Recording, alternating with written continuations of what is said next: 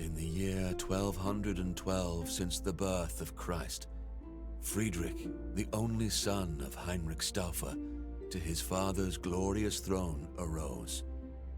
By Providence chosen, though only 16 years old, clever and strong, he was a king most bold. Challenges were plentiful, but his judgments full of wisdom. Soon many a vassal, duke, or lord swore fealty to his kingdom. Monarch Roger, a patron to the erudite and all the wise men, every scholar, no matter their faith, was welcomed to his realm. His deeds were glorious, his subjects loved him more and more, his dominion prospered like never before.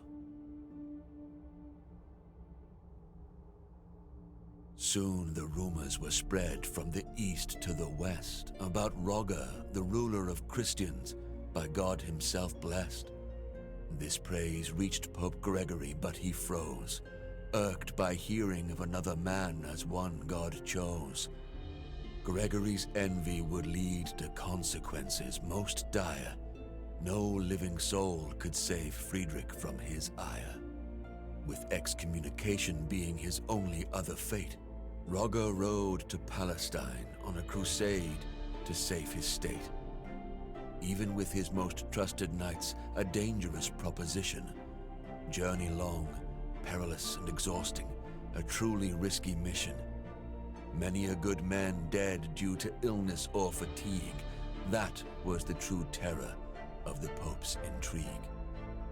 One day a desert storm came, raged and refused to wane, threatening to end both their lives and the campaign.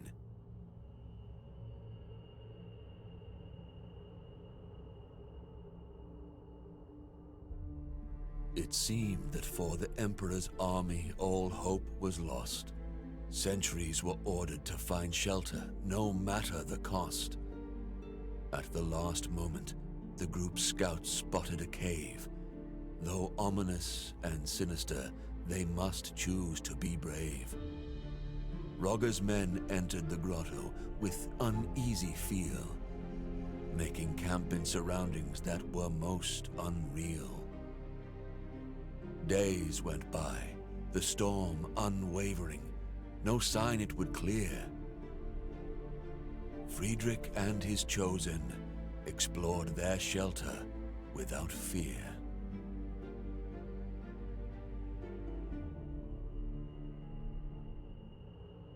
Delving deeper into their shelter, anything but small, dark passages lined by pillars receded to a large hall.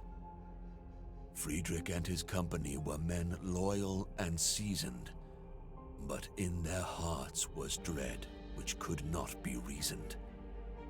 Architecture meant not for living men, vast and bold, perhaps chiseled by some mysterious giants of old. Distracted from his reverie by a glimmer of light, Rogger saw a part of metal buried in the sand upright.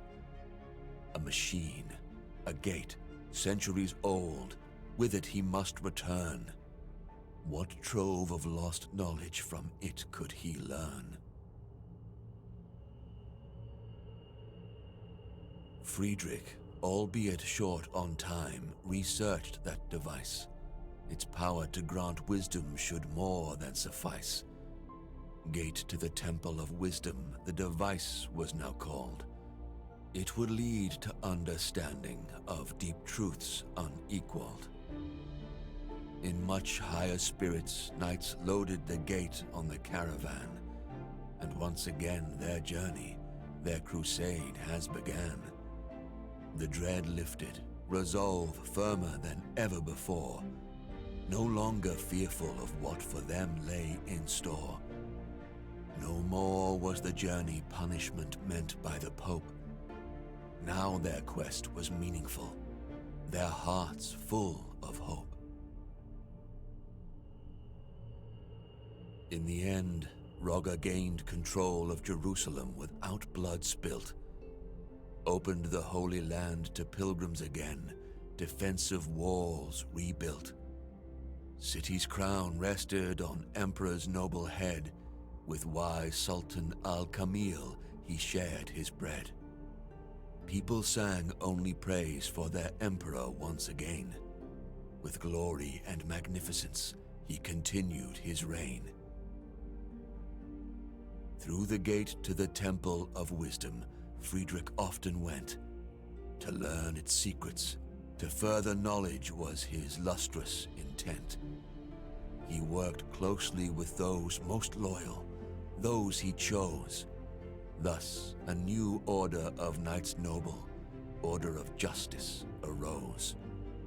Emperor Friedrich, always at their point, titled Grand Master, felt he did enough to sate Pope's anger, averted disaster.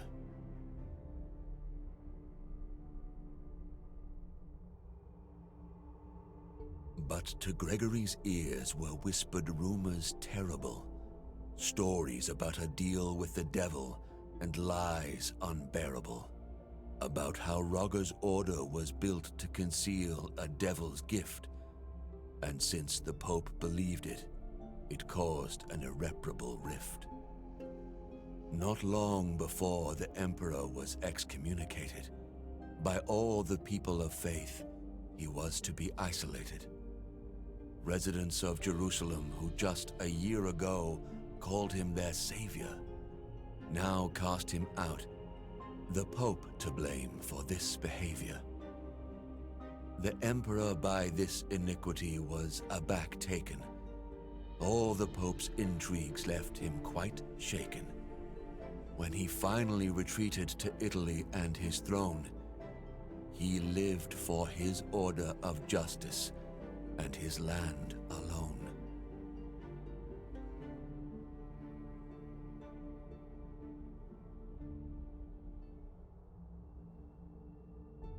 Rogger guarded the secrets of the order, for his enemies would not cease. Wanted the gate more than secure, no longer believing in peace.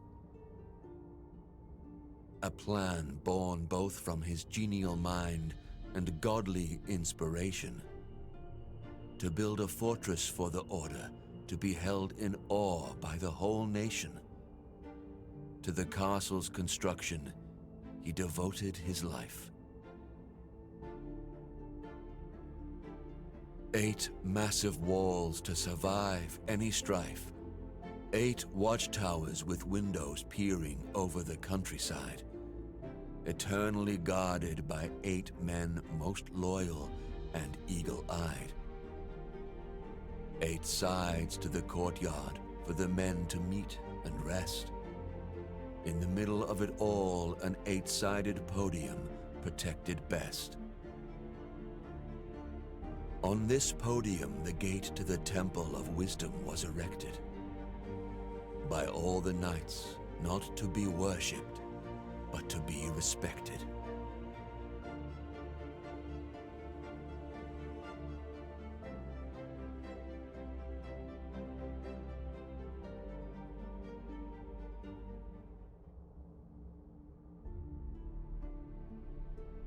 So it was created, for both the lost and the wise it did shine. Templum Justitia, the temple of justice, the castle, the shrine. It was quarters of the order by the wise Placentinus foretold. Inside were troves of wisdom and power, more precious than gold. Even for the wise and powerful flies the time. Men became old, children rose to their prime. After the death of Rogger, Grand Master first, others came, best of the order, in wisdom versed. One after another silent, hidden, but each of virtue measure, the gate to the temple of wisdom, always their treasure. Generation after generation, the secret was keeping, wealth and wisdom gaining, never relenting, never sleeping. But the year 1465 after Christ came, and for the order of justice, the world was never the same.